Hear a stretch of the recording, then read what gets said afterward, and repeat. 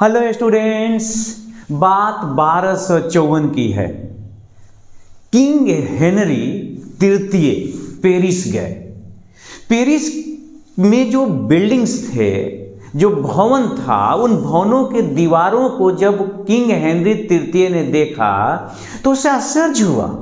आश्चर्य इस बात को लेके हुआ कि ये दीवारें इतनी स्मूथ कैसे हैं, ये इतना व्हाइटनेस लिए हुए इतना सफेद कैसे हुआ है। जब किंग हेनरी तृतीय ने इसके पीछे के कारण जानने की कोशिश किया तो उनको पता चला कि पेरिस के नज़दीक जिप्सम मिलता है और जिप्सम से बने हुए पदार्थ से इस दीवार का प्लास्टर किया गया है और यही वजह है कि ये चमकीले हैं और इतने स्मूथ है।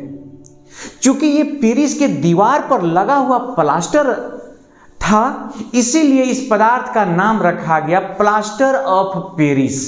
तो आइए स्टूडेंट्स, इस वीडियो में समझने की कोशिश करते हैं कि क्या है प्लास्टर ऑफ पेरिस, कैसे बनाया जाता है, इसके कौन से विशेष गुण हैं जिसकी वजह से पूरी दुनिया इसकी दीवानी है, इसके यूज कहां कहां होते हैं। तो आइए समझने की कोशिश करते हैं। सबसे पहले हम चौक लेते हैं और आपको बता दें दोस्त कि प्लास्टर ऑफ पेरिस जो है वो होता है, लिखा हुआ है यहाँ पे देखिए CaSO4 डॉट हाफ H2O, अथवा इसी चीज को लिख सकते हैं CaSO4 whole twice H2O।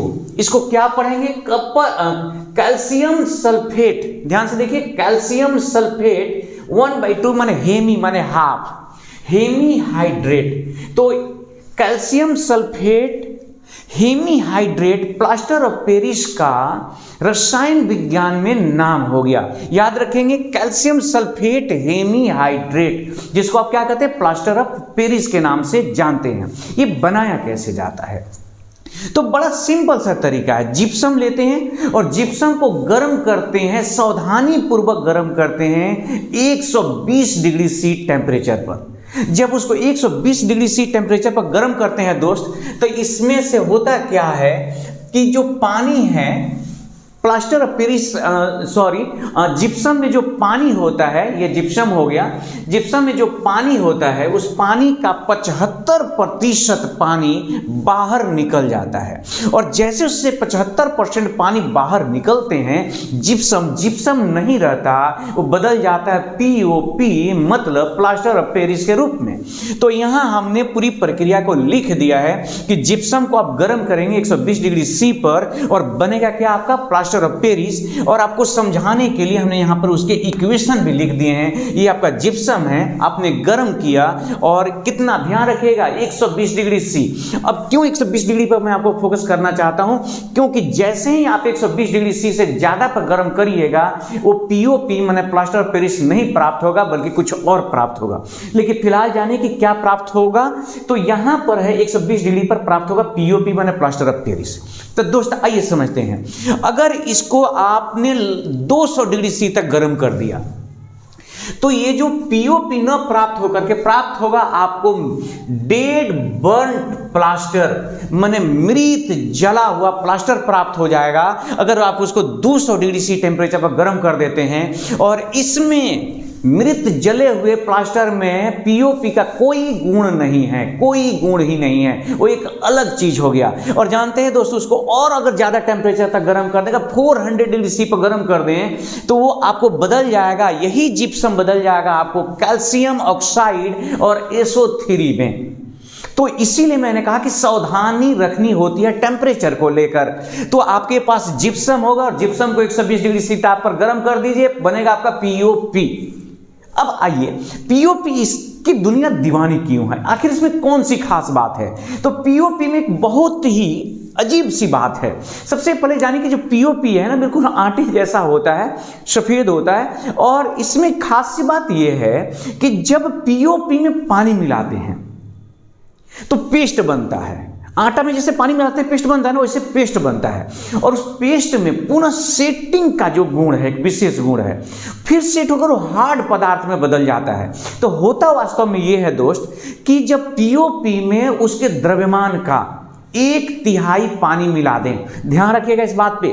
POP में अब नहीं कि आपने 1 kg पीओपी लिया, आप पूरा 2-4-10 बाल्टी पानी उसमें डाल दिया, ना भाई ना, तब तो कुछ नहीं होगा वो।